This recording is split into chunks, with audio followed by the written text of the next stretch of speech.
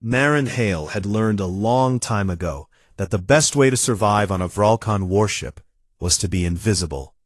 And for 11 months, she had done exactly that, keeping her head down, fixing broken pipes, rewiring panels, and never once looking an Alpha in the eye. The Vralcon were everything humans were not, 8 feet tall, covered in dark scaled hide that shimmered like wet stone, with jaws full of teeth that could snap a steel rod in half, and eyes that glowed amber in the dim corridors of the ship they called the Teeth of the Ancestors. They walked like kings because they believed they were kings, and maybe they were right because they had conquered 6 star systems in a single generation, and turned every species they found into servants or slaves or something in between that nobody had a polite word for. Humans fell into that last category. Marin was a structural engineer assigned to Deck 19, the residential tier where Vralcon families lived, and where the creches were kept, and the creches were where the cubs stayed. Rows and rows of small Vralcon children housed in cold iron rooms with nothing on the walls and nothing on the floors and nothing at all that a child might call comforting. She had not meant to care about the cubs, and she had tried very hard not to notice them, because noticing things on a Vralcon ship was dangerous. But the sounds they made at night traveled through the ventilation shafts she worked inside, and those sounds were impossible to ignore. They were not the sharp yipping calls she heard adult Vralcon make, or the deep rumbling growls of alphas asserting dominance. They were small, broken whimpers, the kind of sound any creature makes when it has given up on being heard, but cannot stop crying.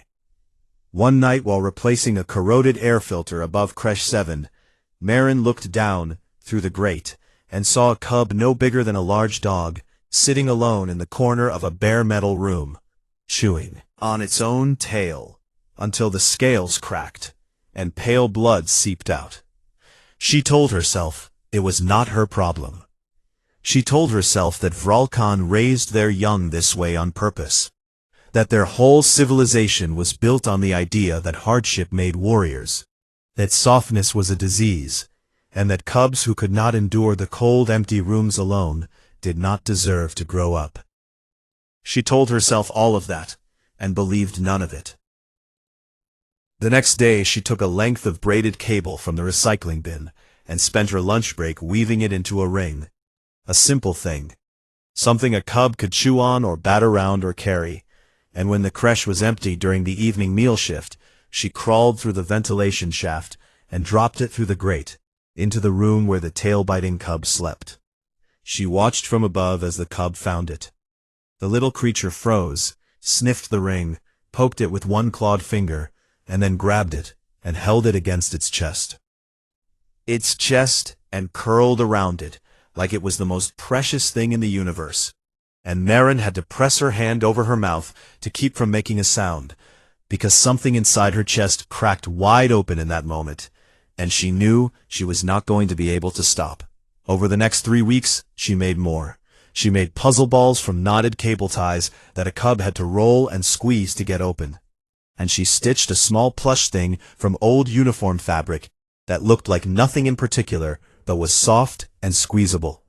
And she carved stacking blocks from insulation foam and sanded them smooth so no sharp edges remained. She left them in the creches at night, always through the ventilation shafts, always when the beta caretakers were away. And every morning she would check through the grates and see what had happened. The cubs changed. It did not happen all at once, but it happened fast. The ones who got the toys started playing, actually. Playing, batting the balls back and forth, and wrestling over the tug rings, and piling on top of each other to sleep in warm heaps with the plush thing in the middle. And the tail biting stopped, and the wall staring stopped, and the strange hollow silence of the creches was replaced by yipping and tumbling and the unmistakable chaotic noise of children being children. They started eating more, and the dark circles under their glowing eyes faded, and they grew faster, and their scales came in thicker and healthier. And the beta caretakers noted all of this in their reports, but could not explain it, because they did not know about the toys that were hidden under sleeping piles and tucked into corners every morning before inspection. Marin knew it could not last. She knew because she was not stupid, and because Vralcon's security systems recorded everything, and because sooner or later a beta would find a toy, or a cub would carry one into a corridor, and then the questions would start, and the questions would lead to the cameras, and the cameras would lead to her. It happened on a Tuesday, or whatever the Vralcon called the fourth rotation of their cycle. A beta caretaker named Druk was conducting a bedding inspection in Crèche 7 when the smallest cub, the one Marin had first helped, the tailbiter, a runt with one crooked horn that the others called Kale, refused to stand up from his sleeping spot, because he was lying on top of the little plush thing and would not move. Druk pulled him aside, and found it, and then Druk found the rings and the balls and the blocks, and then Druk sounded the alarm, with a shriek that echoed through all of Deck 19, like the ship itself was dying. Within an hour, every toy was confiscated. Within 2 hours, the security logs were reviewed. Within 3 hours, Marin Hale was identified, pulled from her work shift, stripped of her tools, and marched through the corridors by 2 enormous Vralcon warriors, who held her arms so tightly she could feel the bruises forming in real time. They brought her to the Alpha Council chamber, a room she had never seen and never wanted to see, a cavern of black iron and ancient bone. The walls lined with the skulls of conquered enemies, the ceiling lost in shadow, and at the far end, 3 massive thrones carved from the same dark stone as the ship itself. 3 alphas sat waiting for her. Dominion Lord Vreth in the center, the largest Vralcon she had ever seen, his scales so dark they were almost black, his amber eyes burning with the particular fury of someone whose authority has been challenged by something small and beneath him. Alpha Seyrak to his left, female, lean as a blade, the fleet's war strategist, watching Marin with the detached interest of someone studying an insect. Alpha Torvon to his right, the oldest of the 3, his body covered in pale scars that told the story of 100 battles, his expression unreadable. Marin stood before them, 5'6", soft-skinned, blunt-toothed, shaking so hard she could hear her own boots vibrating against the iron floor, and she thought about all the ways she could die in this room, and decided that if she was going to die, it would not be while groveling. Vreth leaned forward and bared every single one of his teeth, and the sound that came from his throat was not quite a word and not quite a growl, but something in between that made every hair on Marin's body stand up. "You have made our cubs soft," he said, and each word landed like a hammer strike. "Explain yourself, before we decide if you leave this room alive."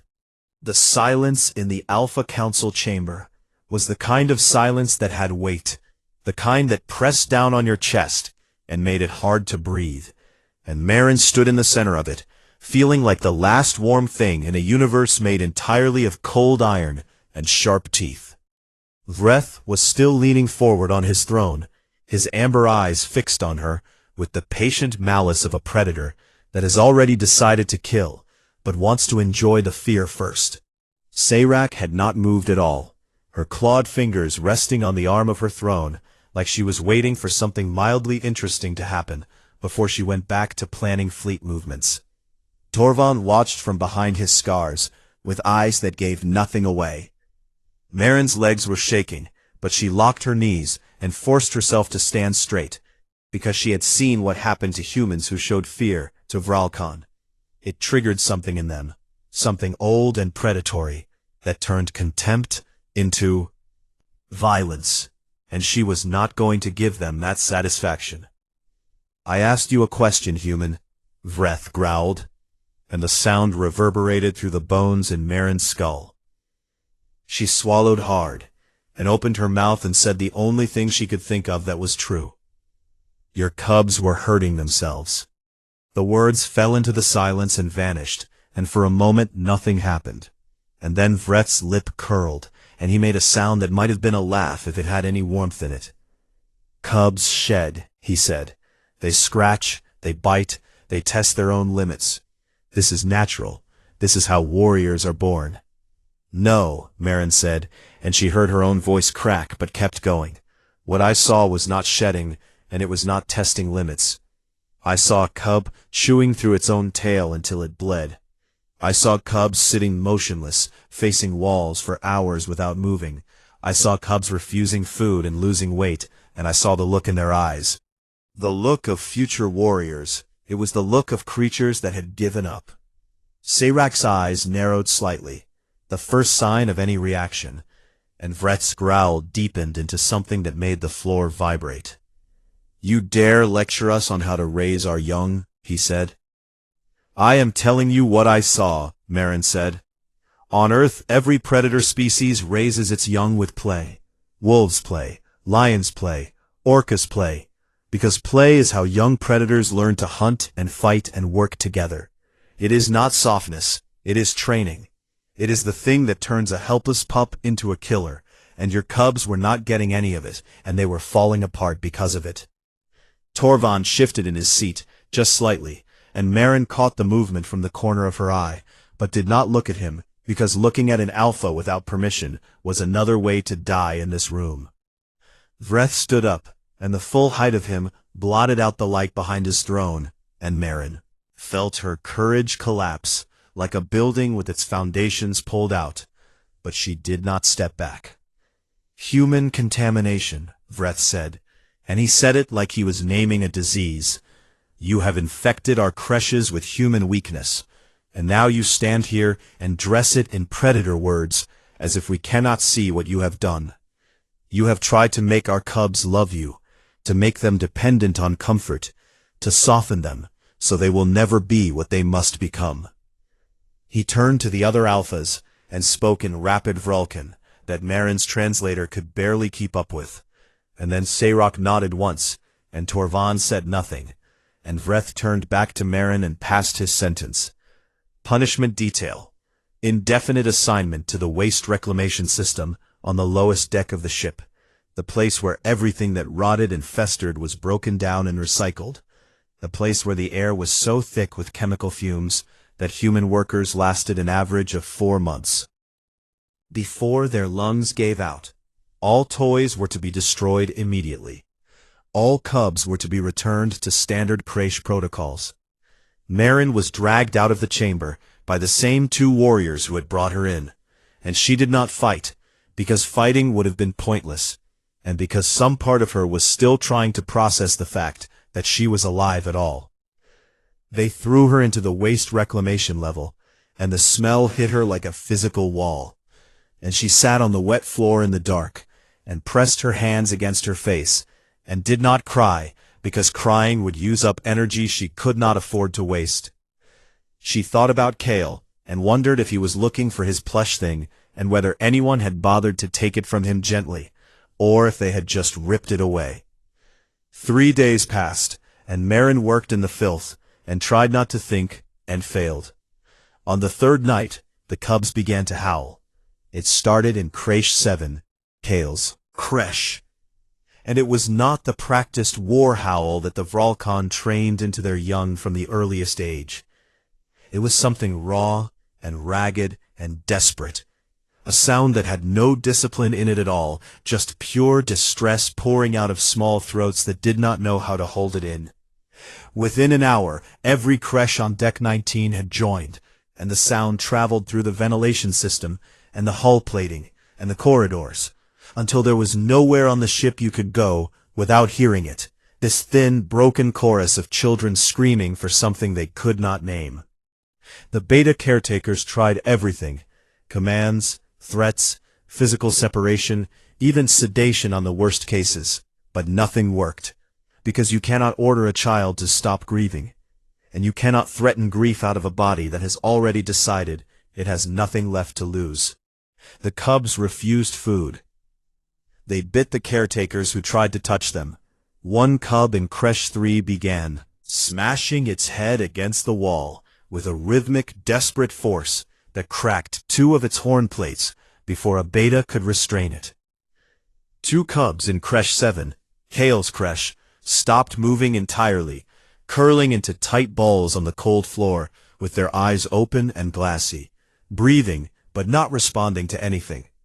And the medical team that was called in used a word that Marin's translator rendered as soul withdrawal, but which meant something closer to the human concept of a catatonic state. The creche beta sent an emergency report to the Alpha Council, and the report was full of numbers that told a story no one wanted to hear. Cortisol levels through the ceiling, growth hormones crashing, immune function dropping, heart rates erratic, and two cubs in critical condition whose bodies were simply shutting down. Alpha Torvan received the report in his quarters and read it twice, and then pulled up the medical archives from the past 3 months and ran a comparison. That no one had thought to run before.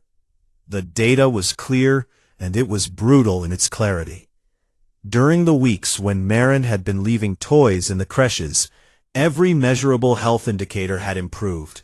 Growth rates up 14%, stress hormones down 31%, social bonding markers up 40%, immune function stronger, sleep quality better. Self-harm incidents reduced to 0. After the toys were removed, every single metric had reversed and was now worse than it had been before Marin started, because the cubs had tasted something they had never known, and having it taken away was destroying them faster than never having it at all.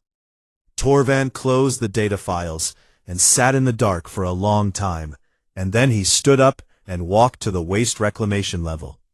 He found Marin on her hands and knees, scrubbing a filtration membrane that was crusted with something she did not want to identify.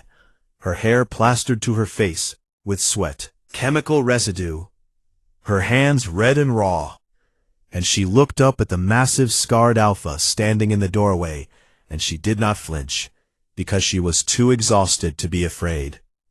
Torvan looked at her, and she looked at him, and the howling of the cubs was audible even down here, a thin, distant wail that threaded through the walls like a ghost.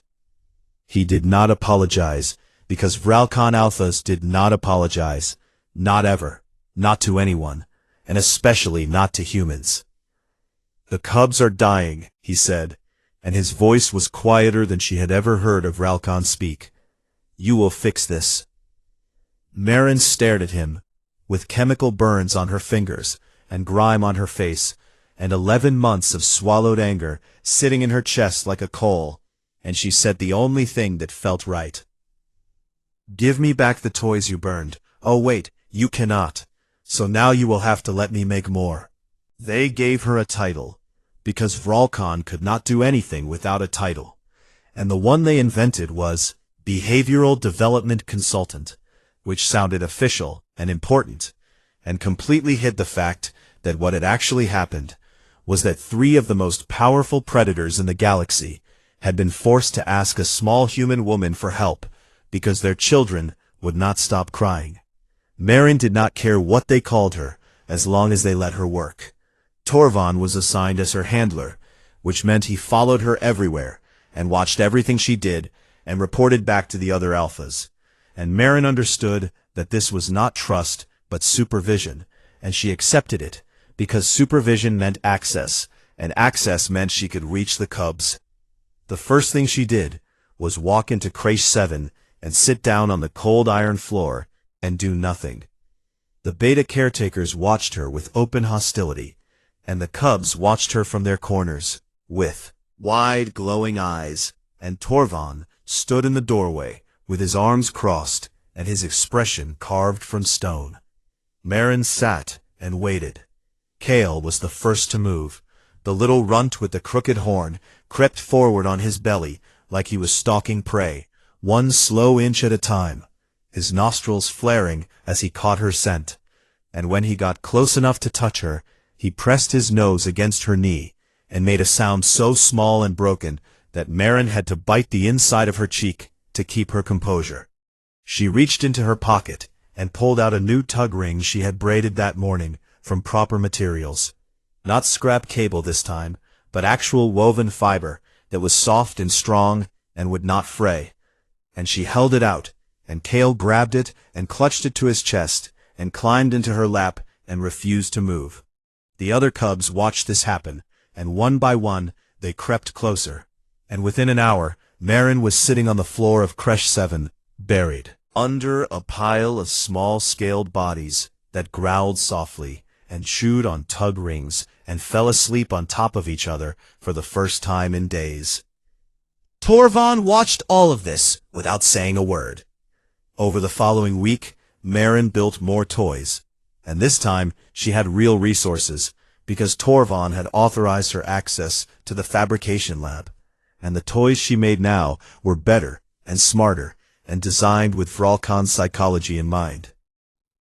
She made puzzle feeders, hollow balls with openings that the cubs had to manipulate and rotate to get treats out of, because she knew the Vralkon valued struggle and effort, and she wanted the cubs to learn through challenge, not just comfort. She made tug ropes thick enough for Vralkon teeth, because she had watched the cubs wrestle and knew they needed something to pull against, something that taught them to grip and hold and coordinate with a partner. She made stacking blocks in different sizes and weights. Problem solving was a skill that every predator needed, and the cubs had never been given anything to solve. She made one more plush thing, just one, for Kale, because some needs are not about training and do not require justification. The creche transformed. Within 3 days, the howling stopped, and within a week, the cubs were eating again. And within 2 weeks, the medical data showed every metric climbing back toward the levels they had reached before the toys were taken away, and then surpassing them. But it was not just the health data that changed. It was the behavior. The cubs began to play in ways that Marin recognized from every nature documentary she had ever watched about predator species on Earth. And it was stunning to see, because the Vralkon had modeled their entire civilization on the idea of the apex predator, but had somehow missed the most fundamental thing that apex predators actually do. The cubs wrestled, and the wrestling taught them balance and leverage, and how to read another body's weight and momentum. They played chase, and the chasing taught them speed and spatial awareness, and the ability to predict where a moving target would be. They fought over the tug ropes in pairs, and the tugging taught them grip strength and cooperation and the critical skill of knowing when to pull and when to let go. They worked the puzzle feeders, and the puzzles taught them patience and persistence and the ability to try different approaches when the first one failed. And they did all of it together, in groups, forming small shifting alliances and rivalries and friendships that changed hour by hour, the way children's relationships always do. And through all of that social chaos, they were learning the most important predator skill of all: how to be part of a pack. Torvon watched every day from the doorway, and every day Marin saw something shift behind his scarred face, some old certainty being quietly dismantled. On the 8th day he asked his first question. "Why do they sleep in piles?" he said, and it was not really a question. It was more like a thought he had failed to keep inside his mouth. Marin looked up from where she was sitting with Kale on her lap, and 2 larger cubs wrestling over a tug rope at her feet, and she said, "Because they are warm-blooded social predators, and social predators sleep together for safety and bonding and temperature regulation, and because it feels good." Torvon was quiet for a long time, and then he said, "We did not sleep in piles when I was in the creche." And Marin heard something in his voice that she had never heard from a Vralkon before, something that was not anger or authority or contempt, but was instead a very old and very deep wound that had never been looked at directly. "What did you do in the creche?" she asked, keeping her voice soft and even. "We survived," he said, and then he turned and walked away. He came back the next day and watched again. And on that day he asked about the puzzle feeders, and Marin explained a concept of enrichment. How captive predators on Earth, who were not given mental stimulation, became aggressive and self-destructive. And how the solution was not more discipline, but more challenge, more variety, more things to figure out. "You are describing our creches," Torvon said. "Yes," Marin said. "You are saying we have been raising our cubs the way your people raise prisoners." "I am saying you have been raising your cubs the way our people raise animals in cages, and that even for caged animals, we figured out it was wrong." Torvald's claws flexed, and for a moment Marin thought she had pushed too far, but then he simply nodded, once, and said nothing more. Alpha Sayrak visited on the 12th day, and she came without announcement, and stood in the creche doorway, and watched the cubs with the same calculating expression she used when reviewing battle formations. The cubs were engaged in a group game that Marin had designed, a modified capture the flag using colored blocks, where teams had to coordinate to steal the other side's pieces while defending their own. And the speed and communication the cubs displayed was remarkable. Sayrak watched for 20 minutes without speaking, and then she turned to Torvald and said, "Their coordination is exceptional." "Yes," Torvald said. "How long has she been working with them?" 12 days in the official program, but she was leaving toys in the creches for nearly a month before she was caught. Sayrak looked at Marin, and Marin looked back, and neither of them blinked. "The trial of teeth is in 10 days, Sayrak said. "If these cubs perform poorly, if they show weakness, if they hesitate or cry or fail to fight, I will not protect you, and neither will your data, and Vreth will have your head on a spike before the last bout." She left without waiting for a response. That night, Marin sat alone in her quarters, a tiny room barely big enough for a cot and a shelf that was still a vast improvement over the waste reclamation level. And she thought about what was coming. The Trial of Teeth was a Vrolcan tradition that went back thousands of years, a ritual combat test where cubs fought each other one-on-one to prove their worth. And it was brutal, and it was bloody, and cubs died in it every cycle, and nobody questioned it, because tradition was the one thing the Vrolcan worshipped more than strength. Her cubs were not ready for that. They were healthier and happier and stronger than any creche generation in recent memory, but they were still children, and the trial was designed to break children, and she could not stop it.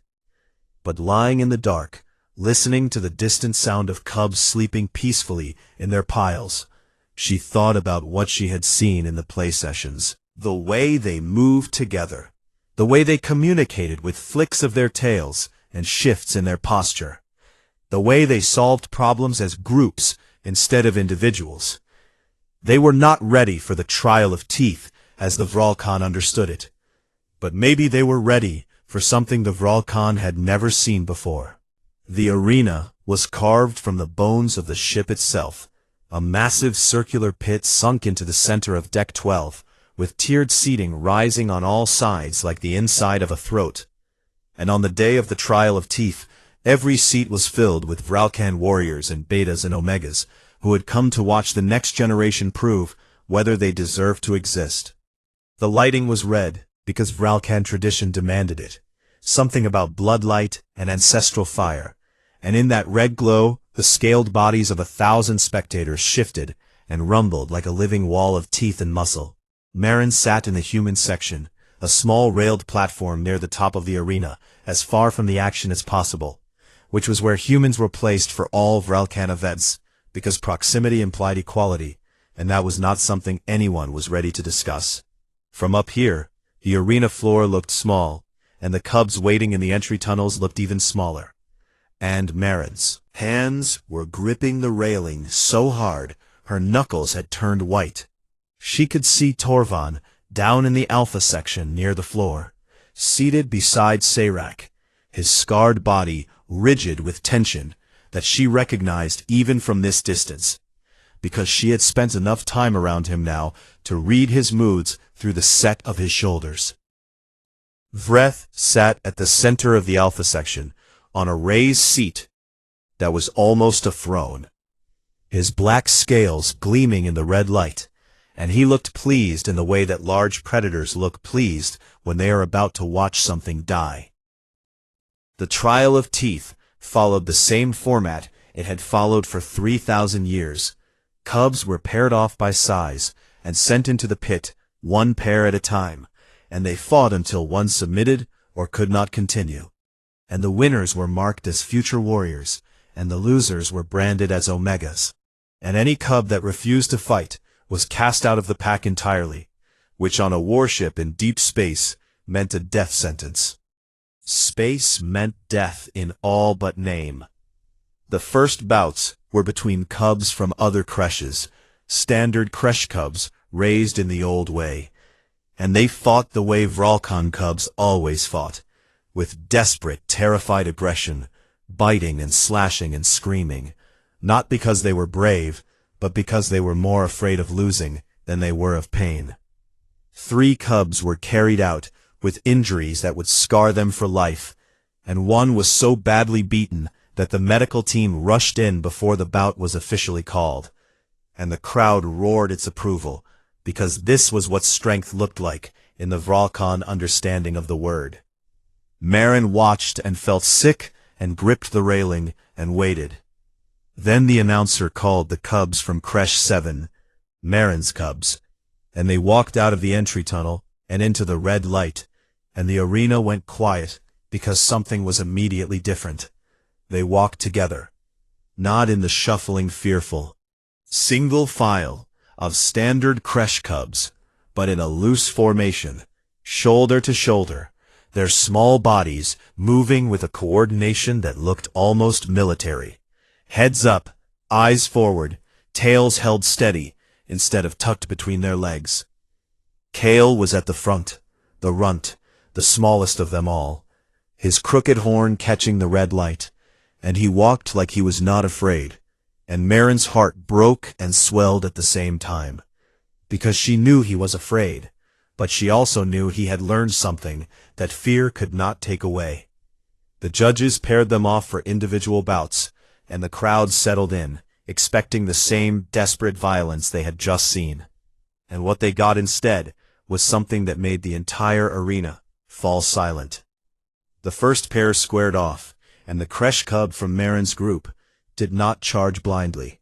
He circled, reading his opponent's stance the way Marin had seen cubs read each other during play sessions, watching for the weight shift that telegraphed a lunge, and when the lunge came, he sidestepped and redirected, and used his opponent's momentum to roll him onto his back and pin him, in a move that was so clean and efficient that the judges stared at each other in confusion. The second pair fought, and the result was the same. The Creche 7 cub adapted in real time, adjusting to her opponent's style, switching tactics mid-fight, with a fluidity that standard Creche cubs simply did not have.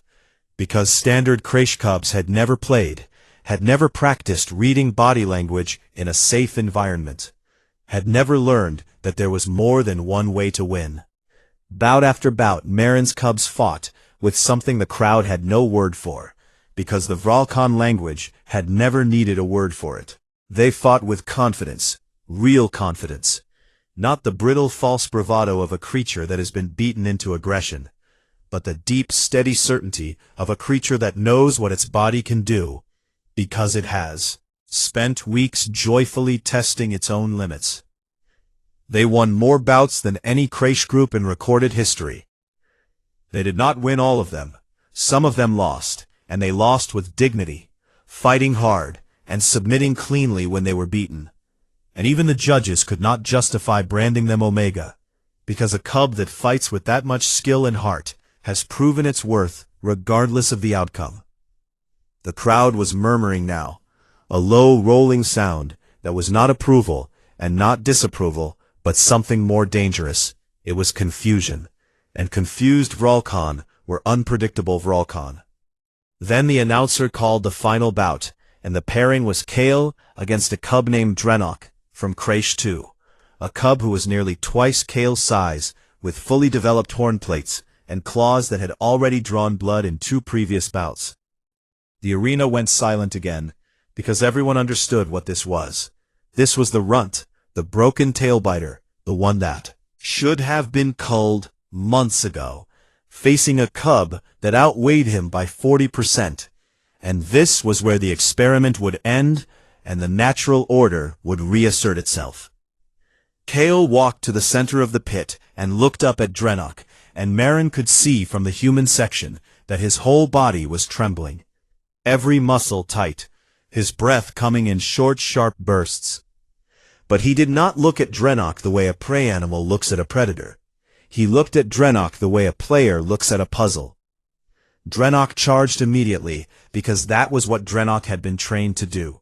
A straight-line rush with jaws open and claws extended. The kind of attack that relied on size and fury, and usually worked, because most cubs froze when something that big came at them that fast. Kale did not freeze. He feinted left. A sharp, quick movement that Marin recognized instantly because she had watched him practice it 100 times with a puzzle ball, a fake-out. Drew the defender one way, while the real move went the other. And Drenok committed to the left, and Kale was already moving right, low and fast, sliding under Drenok's reach and coming up behind him, and launching himself onto Drenok's back before the larger cub could turn.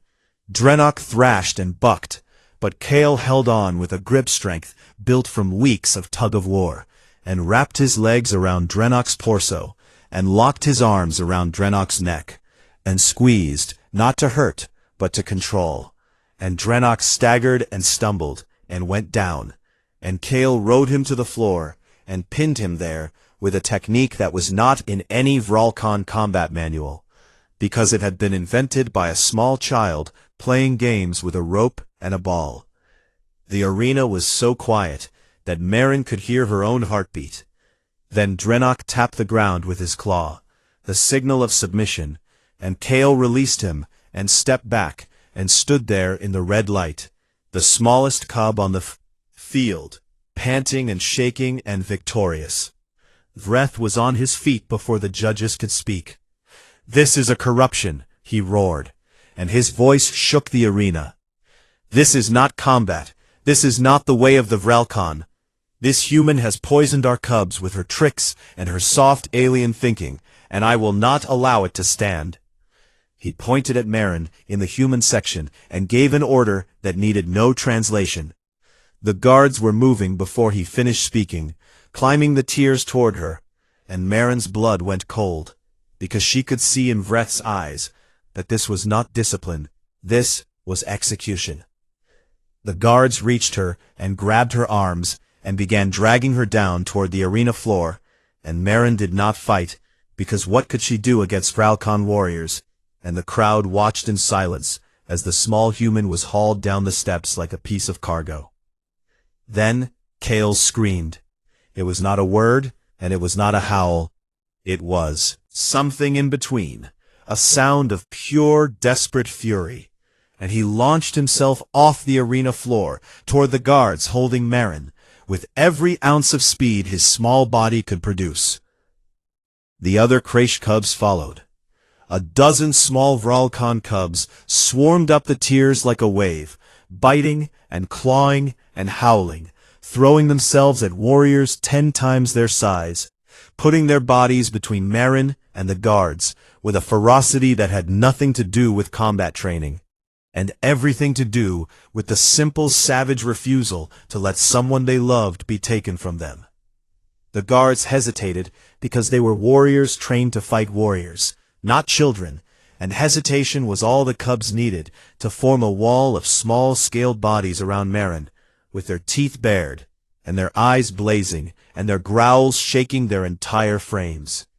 Every alpha, every beta, every warrior in the arena stared at the impossible sight. Vralcon cubs, sacred future warriors of the Dominion, shielding a human with their lives. Torvan rose from his seat and walked to where Vreth stood, and placed his massive scarred hand on the Dominion Lord's shoulder, and spoke in a voice that carried through the silent arena. "If you kill her now, you will have to kill them too, and then you will have to explain to the fleet why you slaughtered our strongest cubs." The power struggle that followed the Trial of Teeth was the most dangerous 48 hours in the recent history of the Teeth of the Ancestors, and Marin spent most of it locked in a secure room on Deck 9, with 2 guards outside the door, and no idea whether she was being protected or imprisoned. The cubs had been separated from her in the arena after Torvald's intervention, carried back to the crutches by beta handlers who were visibly shaken because nothing in their training had prepared them for the sight of cubs forming a defensive wall around a human. And the sound of Kale howling as they pulled him away from Marin's leg was something she knew she would hear in her sleep for the rest of her life. Behind closed doors, the three alphas fought. Vreth demanded execution, not just for Marin, but for the termination of the entire crutch program and a return to traditional methods. Because in his mind, what had happened in the arena was proof that the human had compromised the cubs' warrior instincts by making them loyal to a soft alien instead of to the pack hierarchy.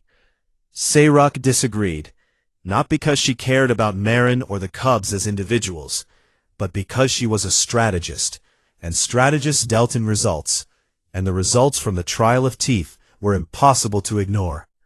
She laid out the data with the cold precision that made her one of the most feared tactical minds in the Dominion. Kresh 7 cubs had won 83% of their bouts, compared to the fleet average of 51%. They had suffered 0 fatalities, compared to the historical average of 4 per trial. Their coordination scores were the highest ever recorded, and 3 separate combat judges had independently noted that the cubs displayed adaptive tactical thinking that was unprecedented in their age group. The humans' methods produce superior warriors, Sayrak said. If we destroy this because it offends tradition, we are choosing pride over power, and the Vralkan have never been that stupid. Torvald spoke last, because he always spoke last, and because what he had to say required the other two to have exhausted their arguments first. He did not talk about data, or tradition, or strategy.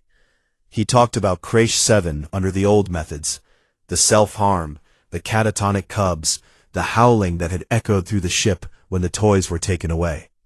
And then he talked about Kresh 7 under Marin's care, the play, the growth, the health, the fact that these cubs had walked into the most terrifying ritual of their lives, and fought not with desperation, but with joy. I was raised in the old way, he said, and his voice was rough and quiet, in a manner that made both other alphas go still. Every scar on my body was earned before I was old enough to understand why I was being hurt, and I have spent my entire life believing that the suffering made me strong. But I watched those cubs today, and I saw something I have never seen in a Vralkan warrior. I saw strength that did not come from pain, and it was better than anything the pain ever gave me. The vote was 2-1. Vreth was overruled for the first time in his reign as Dominion Lord, and the sound he made when the decision was announced shook the walls of the council chamber. But the Vralkan system was clear. The majority of the Alpha Council held authority, and even Vreth could not override a unified front. Marin was pardoned. The official language was careful and deliberate, because Vralkan did not admit mistakes, and they certainly did not admit that a human had been right.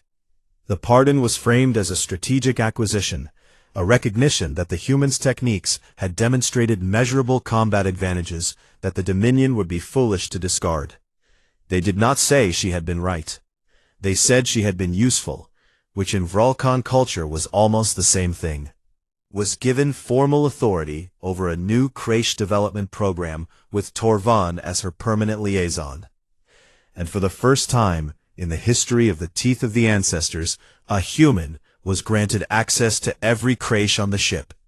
Not as a maintenance worker passing through, but as someone whose presence was authorized and whose voice carried weight. She started immediately because the cubs needed her, and because she had learned that momentum was the only thing that kept Vralkan politics from reversing course. She trained the beta caretakers first, teaching them the principles that Earth had spent centuries figuring out. That young minds need stimulation, that young bodies need play, that social creatures need connection, and that none of these things are weaknesses. They are the foundations on which every form of strength is built. Some of the betas resisted because change is hard, and because they had been raised in the old Krashes too, and admitting that the old way was wrong meant admitting that what had been done to them was wrong, and that was a door most of them were not ready to open. But the cubs made it easy, because cubs do not care about politics or tradition or pride. They care about whether the world around them feels safe enough to grow in. And when the toys appeared, and the play sessions started, and the caretakers began responding to distress with comfort instead of silence, the cubs bloomed like they had been waiting for permission their entire short lives. The results spread through the ship like a signal fire. Other decks heard about it from the betas, who rotated between assignments, and the medical data was shared through official channels because Sayrock insisted on documentation. And within a month, every creche on the Teeth of the Ancestors had requested access to Marin's program. Within 2 months, the fleet's other ships began sending inquiries. Within 3 months, the first formal request arrived from a Virulkan admiral on another warship asking for a human behavioral consultant to be assigned to her vessel. And then another request came, and another, and suddenly the humans who had been invisible maintenance workers and disposable engineers were being looked at differently. Not with respect exactly, the Virulkan were not ready for that word, but with something that had not existed before. A grudging recognition that the soft, small creatures they had conquered might know something they did not. Marin trained other humans to do what she did, sharing everything she had learned about Virulkan cub development, about the toys and the play sessions and the careful balance between challenge and comfort that made the program work. And those humans went to other ships and started their own programs, and the change spread outward through the fleet like warmth through cold metal. Vreth challenged Torvan for dominance on the 63rd day after the trial.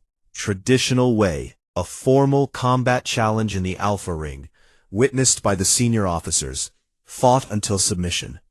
And the entire ship held its breath because Vreth was larger, and Vreth was younger, and Vreth fought with the volcanic fury of someone whose entire worldview was being dismantled.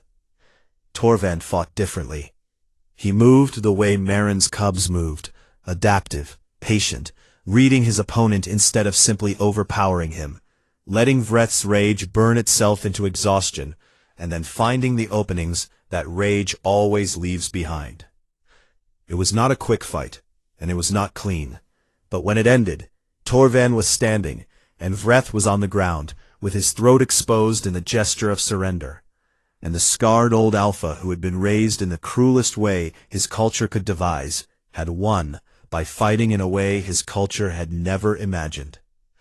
After it was over, after the officers had dispersed, and the ship had settled into the strange new reality of Torvan's leadership, Marin found him on the observation deck on Deck 3, where the hull had a transparent section that showed the stars. He was sitting on the floor, which was unusual for an Alpha, because Alphas were supposed to stand or sit on thrones, not on floors. But Torvan was doing a lot of things that Alphas were not supposed to do lately, and he seemed to have made peace with that. Marin sat down beside him, leaving the appropriate distance, and for a while they just watched the stars move. "I need to tell you something," Torvan said, and his voice had that rough, quiet quality again, the one that meant the words were coming from somewhere deeper than his throat. Marin waited. "In my creche, when I was the age of your cubs, there was a thing I wanted more than anything. Not a toy, we did not know what toys were. Just a thing. A piece of fabric that had fallen from a caretaker's uniform. And I kept it hidden, and I slept with it pressed against my chest, because it was soft, and nothing else in my world was soft." He paused, and Marin did not fill the silence. "They found it, and they took it, and they beat me for having it, and I learned the lesson they wanted me to learn, which was that softness was death, and comfort was weakness, and the only safe way to exist was to need nothing and no one." He looked at his hands, massive scarred things that had killed more enemies than he could count, and he turned them over slowly, as if seeing them for the first time. "I believed that for my entire life. And then I watched a human woman make a toy from scrap cable and give it to a cub, who was chewing his own tail, and the cub held it like it was the most important thing in the universe. and I remembered what it felt like to hold that piece of fabric, and I understood that the lesson they taught me was wrong. It did not make me strong, it only made me survive, and there is a difference between surviving and being strong. I did not know that until you showed me.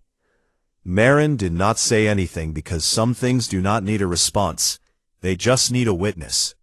A sound came from the corridor, and they both turned to see Kale padding toward them on all fours, having escaped from the crash again, because Kale escaped from everything. The small cub climbed into Marin's lap, which made her stagger, because he was getting heavy, growing fast on proper nutrition and proper care, and he curled up against her chest and closed his glowing eyes and fell asleep in 4 seconds. Torvald watched this, and something shifted in his face, some wall that had been standing since he was a cub himself, cracking just enough to let light through, and he reached out with one massive clawed hand, and very gently rested it on Kale's back, and the cub made a small contented sound in his sleep, and pressed closer to the warmth. They sat there for a long time, the human and the alpha, and the sleeping cub. The stars. 6 months later, a Vralcon admiral named Thessera, from the 9th Expansion Fleet, visited the Teeth of the Ancestors to observe the Crash program that had become the most talked-about development in the Dominion's military infrastructure. She walked through the Crashes and watched the cubs playing and learning and fighting with joy, and she saw the medical data and the trial results and the coordination scores, and she stood in the middle of Crash 7 with cubs tumbling around her feet, and she turned to Marin with an expression of genuine bewilderment on her massive scaled face. "How did your species learn this?" she asked. And Marin smiled, the real smile, the one she had almost forgotten she had, and said the truest thing she knew. "We did not learn it, we just never forgot it."